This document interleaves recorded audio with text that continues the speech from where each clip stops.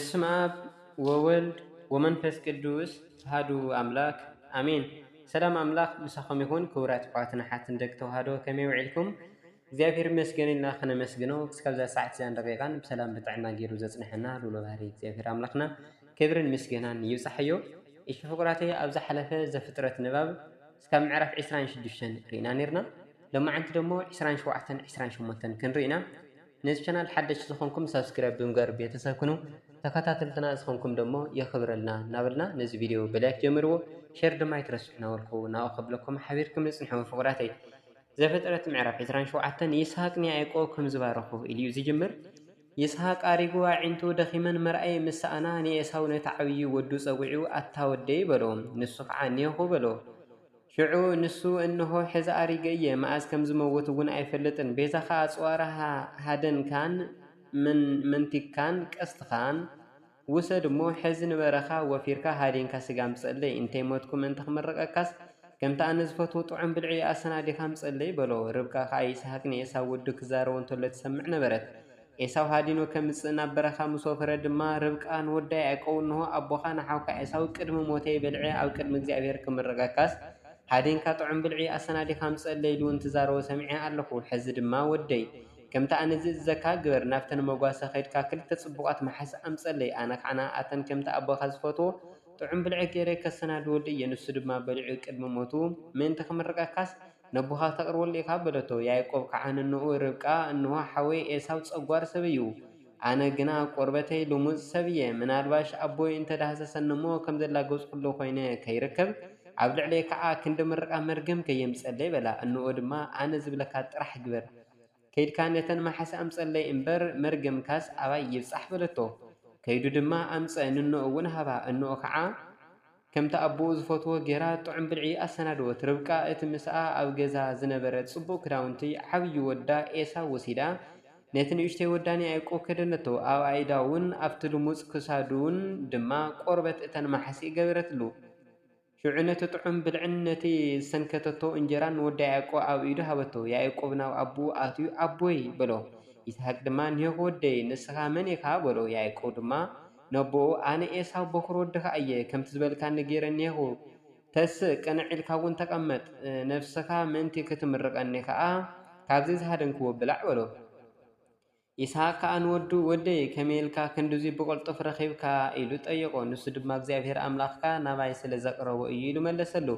ይስሐቅ ከዓ ንያዕቆብ ወደይ ብሓቂ ንስኻ ወደይ ኤሳው እንተኮይንካ ወይ እንተዘይኮይንካ ክደሰካ ናበይ ቅረብ በሎ። ያዕቆብ ድማ ናብ ኣቦ ይስሐቅ ቀረበ። ዳህሲሱ ከዓ ድምፅኻ ድምፂ ያዕቆብ ይመስል፣ ኣይዳውካ ግን ኣይዳው ኤሳው እየን በለ። ንሱ ድማ ኣይዳው ከማ ኣይዳው ሓዊ ኤሳው ፀጓራት ነበራ እሞ ኣየሌልዮን መረቆ እውን። ብሓቂ ዶ ንስኻ ወደይ ኤሳው ኢኻ ድማ ኢሉ ጠየቆ። ንሱ ድማ ኣነ እየ ኢሉ መለሰሉ። ነፍሰይ ምእንቲ ክትምርቀካስ ካብቲ ዝሃደንካዮ ክበልዕ ኣቅርበለይ በሎ። ንሱ ከዓ ኣቅረበሉ፣ በልዐ ድማ። ወይን እውን ሃቦ እሞ ሰተየ። ኣቦ ይስሐቅ ድማ ወደይ ቀሪብካ ሰዓመኒ በሎ። ንሱ ከዓ ቀሪቡ ሰዓሞ። ይስሐቅ ድማ ጨና ክዳኑ ኣጫንዩ ከምዚ እናበለ መረቆ። እንሆ ማዕዛ ወደይ ከም ማዕዛእታ እግዚአብሔር ዝባረኻ ግራት እዩ። እግዚአብሔር ከዓ ጠሊ ሰማይን ስብሒ ምድርን ብዝሒ እኽልን ወይንን ይሃብካ። ኣሕዛብ ይገዝኡኻ፣ ህዝብታት ድማ ይስገዱልካ። ጎይታ ኣሕዋትካ ኩን፣ ደቂ እኖኻ ድማ ይስገዱልካ። ዝረግመካ ርጉም ዝምርቀካ ምሩቕ ይኹን በሎ። ኤሳው ካብ ኣቦኡ ምረቃ ከም ዝለመነ ይስሐቅ ንያዕቆብ መሪቑ ምስ ወደአ። ያዕቆብ እውን ካብ ቅድሚ ኣቦኡ ይስሐቅ ውፅእ ምስ በለ ሓዊ ኤሳው ካብ ሃደን ኣተወ። ንሱ እውን ጥዑም ብልዒ ኣሰናድዩ ናብ ኣቦኡ ኣምፀ። ነቦኡ ድማ ኣቦይ ምእንቲ ነብስኻ ትምርቐንስ ተስእ እሞ ካብቲ ኣነ ወድካ ዝሃደንክዎ ብላዕ በሎ።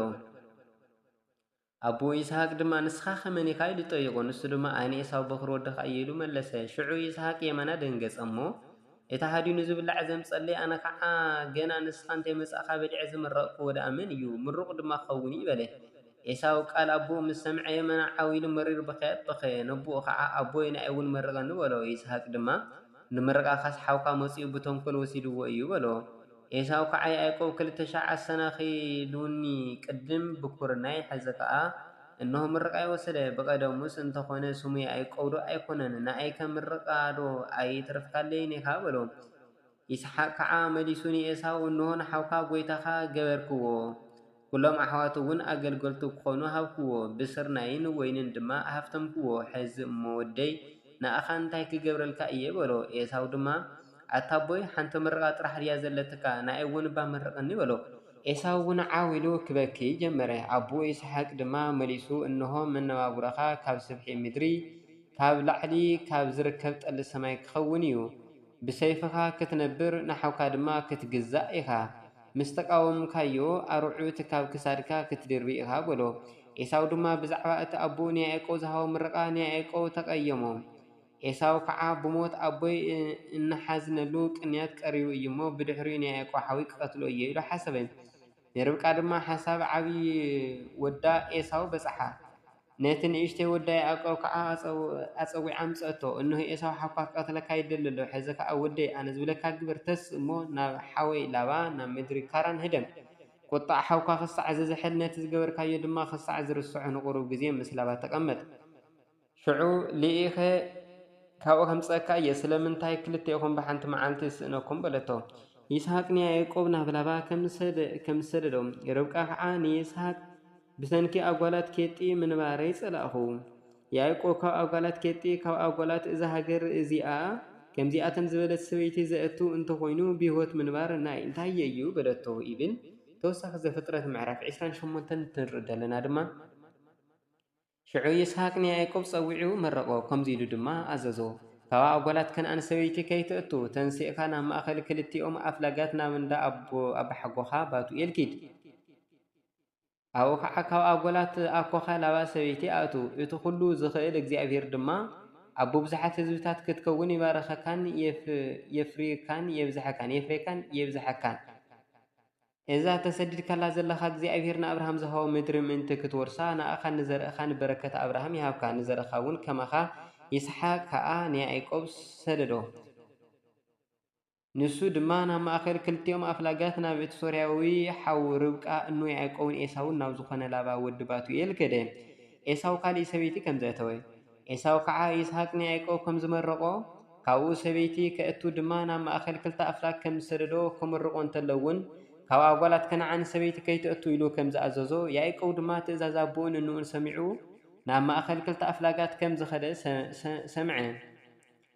ኣጓላት ከነኣን እውን ኣብ ቅድሚ ኣቦ ይስሐቅ ጽሉኣት ከም ዝኾና ኤሳው ረአየ። ሽዑ ኤሳው ናብ እስማኤል ከይዱ ኣብ ልዕሊ እተን ኣንስቱ ንጓል እስማኤል ወዲ ኣብርሃም ሓፍቲ ነባዮት ንመሓላት ኣእተዋ። ያዕቆብ ኣብ ቤቴል ከም ዝሓለመ። ያዕቆብ ከዓ ካብ ቤርሳቤህ ወፂኡ ናብ ካራን ክኸይድ ተልዓለ። ፀሓይ ዓሪባ ነበረት እሞ ኣብ ሓንቲ ቦታ ምስ በፅሐ ኣብኣ ሓደረ። ካብታ ቦታ ሓንቲ እምኒ ወሲዱ ድማ ተተርእስዋ ደቀሰ። ብሕልሙ ድማ ሓንቲ ካብ ምድሪ ናብ ሰማይ እትበፅሕ መሳልል ተተኺላ ረአየ። መልእክቲ እግዚአብሔር ድማ ብኣኣ ኢልዩን ይወርዱን ረአየ። እንሆ ድማ እግዚአብሔር ኣብ ልዕሊኣ ደው ኢሉ ኣነ እግዚአብሔር ኣምላኽ ኣቦኻ ኣብርሃምን ኣምላኽ ይስሐቅን እየ። እዛ ንስኻ ኣብ ልዕሊኣ ደቂስካላ ዘለካ ምድሪ ንኣኻን ንዘርእኻን ክህባ እየ። ዘርእኻ ድማ ከም ሑፃ ባሕሪ ክበዝሕ እዩ። ንምዕራብን ንምብራቕን ንሰሜንን ንደቡብን ክትሰፍሕ ኢኻ። ኩሎም ዓሌታት ምድሪ እውን ብኣኻን ብዘርእኻን ክባረኹ እዮም። እንሆ ኣነ ምሳኻ እየ። ነቲ ዝበልኩኻ ክሳዕ ዝገብሮ ኣይሓድገካን እየ። ኣብ ኩሉ እትኸዶ ክሕልወካ እየ። ናብዛ ምድሪ እዚኣ ድማ ክመልሰካ እየ ብሎ። ያዕቆብ ከዓ ካብ ድቃሱ ተበራበረ እሞ ኣነ ደኣ ኣይፈለጥኩን ነይረ እምበር ብሓቂ እግዚአብሔር ኣብዛ ቦታ እዚኣ ኣሎ በለ። ፈሪሑ ስለ ዝነበረ ድማ እዛ ቦታ እዚኣ ክንደይ ተፍርሕ እያ። እዚኣ ቤት እግዚአብሔር እያ እምበር ካሊእ ኣይኮነትን። እዚኣ ኣፍ ደገ ሰማይ እያ በለ። ያዕቆብ ድማ ንፅባሒቱ ኣንኪዩ ተስአ። ነታ ተተርእስዋ ዝነበረ እምኒ ወሲዱ ከም ሓወልቲ ክትከውን ኣቆማ። ኣብ ርእሳ ከዓ ዘይቲ ኣብሰሰላ። ስም እታ ከተማ ቅድም ሎዛ ይበሃል ነበረ። ያዕቆብ ግና ቤቴል ኢሉ ሰመያ። ያዕቆብ ድማ እግዚአብሔር ምሳይ እንተኾነ ኣብዛ ዝኸዳ ዘለኹ መንገደይ ከዓ እንተሓልዩኒ ዝበልዖ እንጀራን ዝኽደኖ ክዳንን ድማ እንተሂቡኒ ናብ ቤት ኣቦይን ብደሓን እንተመሊሱኒ ሽዑ እግዚአብሔር ኣምላኸይ ክኸውን እዩ። እዛ ከም ሓወልቲ ገይረ ዝተኸልክዋ እምኒ ከዓ ቤት እግዚአብሔር ክትከውን እያ። ካብ ኩሉ እትህበኒ ድማ ኣስራት ክህብ እየ እናበለ ተመባፀዐ ይብለና። ተወሳኺ ንባብ ዘፍጥረት ምዕራፍ 29 ይቐፅል። ወስብሐት ለእግዚአብሔር ልዑል ወለወላዲቱ ድንግል ወለመስቀሉ ክቡር አሜን። አድኃኖሙ ለአና